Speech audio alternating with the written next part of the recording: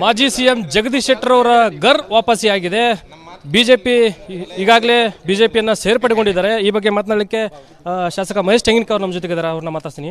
Sir, Jagadish Shettar ಅವರು ಮತ್ತೆ ಗರ್ ವಾಪಸಿಯಾಗಿದ್ದಾರೆ, ಪಕ್ಷಕ್ಕೆ ಸೇರ್ಪಡೆ ಆಗಿದ್ದಾರೆ. ಫಸ್ಟ್ ರಿಯಾಕ್ಷನ್ ಏನು ಸರ್? ನೋಡಿ, ನಮ್ಮ ಭಾರತೀಯ ಜನತಾ ಪಾರ್ಟಿಯ ರಾಷ್ಟ್ರೀಯ ಅಧ್ಯಕ್ಷರು ಮತ್ತು ಹೈಕಮಾಂಡ್ ಏನು ತೀರ್ಮಾನ ತೊಗೊಳುತ್ತೆ ಆ ತೀರ್ಮಾನಕ್ಕೆ ನಾವೆಲ್ಲರೂ ಬದ್ಧರಾಗಿರ್ತೇವೆ. ಅವರು ತೆಗೆದುಕೊಂಡಿರ್ತಕ್ಕಂಥ ತೀರ್ಮಾನವನ್ನು ನಾವು ಸ್ವಾಗತ ಮಾಡ್ತೇವೆ.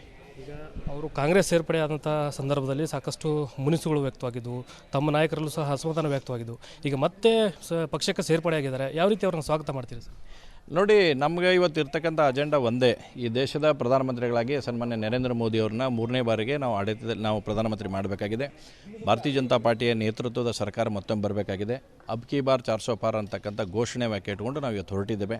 ನಮಗೆ ಒಂದೇ ಸಿಂಗಲ್ ಅಜೆಂಡಾ, ಮತ್ತೆ ಚುನಾವಣೆಯಲ್ಲಿ ಭಾರತೀಯ ಜನತಾ ಪಾರ್ಟಿಯನ್ನು ಗೆಲ್ಸೋಕ್ಕೆ ಏನೇನು ಬೇಕು ಆ ಎಲ್ಲ ಪ್ರಾಮಾಣಿಕವಾದಂಥ ಪ್ರಯತ್ನಗಳನ್ನು ಹಾಕುವಂಥದ್ದು ನಮ್ಮೆಲ್ಲ ಕಾರ್ಯಕರ್ತರ ಪಡೆ ಸಿದ್ಧಾಗಿದೆ. ಅದರ ಹತ್ರ ನಾವು ಸಂಪೂರ್ಣವಾದ ಲಕ್ಷ್ಯವನ್ನು ಇಟ್ಟಿದ್ದೇವೆ. ಸರ್, ಈ ವಿಚಾರವಾಗಿ ಮುಂಚಿತವಾಗಿ ತಮ್ಮ ಜೊತೆಗೆ ಆಗಿರ್ಬೋದು, ತಮ್ಮ ಪಕ್ಷದ ನಾಯಕರ ಜೊತೆಗೆ ಆಗಿರ್ಬೋದು, ಏನಾದರೂ ಚರ್ಚೆ ಆಗಿತ್ತಾ ಶೆಟ್ಟರ್ ಅವರು ವಾಪಸ್ ಕರೆತಿರುವಂಥ ವಿಚಾರದಲ್ಲಿ? ನೋಡಿ, ಪಕ್ಷದ ಹೈಕಮಾಂಡ್ ತೀರ್ಮಾನ ಮಾಡಬೇಕಾದ್ರೆ ಎಲ್ಲವನ್ನು ಕೂಡ ಯೋಚನೆ ಮಾಡಿರುತ್ತೆ. ಯಾವ ರೀತಿಯಾದಂಥ ಆಗಬೇಕು, ಏನಾಗಬೇಕು ಅನ್ನೋದು ಆ ಯೋಚನೆ ಅನುಗುಣವಾಗಿ ಅವ್ರೇನು ತೀರ್ಮಾನ ಮಾಡ್ತಾರೆ ಅದಕ್ಕೆ ಯಾವಾಗಲೂ ಭದ್ರಾಗಿರುವಂಥದ್ದು ಕೆಲಸ ನಮ್ಮದಿದೆ. ಅವ್ರು ಏನು ತೀರ್ಮಾನ ತೊಂದರೆ ಅದಕ್ಕೆ ನಾವು ಸಂಪೂರ್ಣ ಸಹಕಾರ ಇರುತ್ತೆ. ಹಿನ್ನೆಲೆಯಲ್ಲಿ ಜಗದೀಶ್ ಶೆಟ್ಟರ್ ಅವರು ಕೆಲವೊಂದಿಷ್ಟು ಷರತ್ತುಗಳನ್ನ ಪಕ್ಷದ ನಾಯಕರ ಮುಂದೆ ಇಟ್ಟು ಪಕ್ಷಕ್ಕೆ ಸೇರ್ಪಡೆ ಆಗಿದ್ದಾರೆ ಅಂತಕ್ಕಂಥ ಕೆಲವೊಂದು ಮಾಹಿತಿ ಇದೆ ಸರ್, ಏನು ಹೇಳ್ತೀರಿ?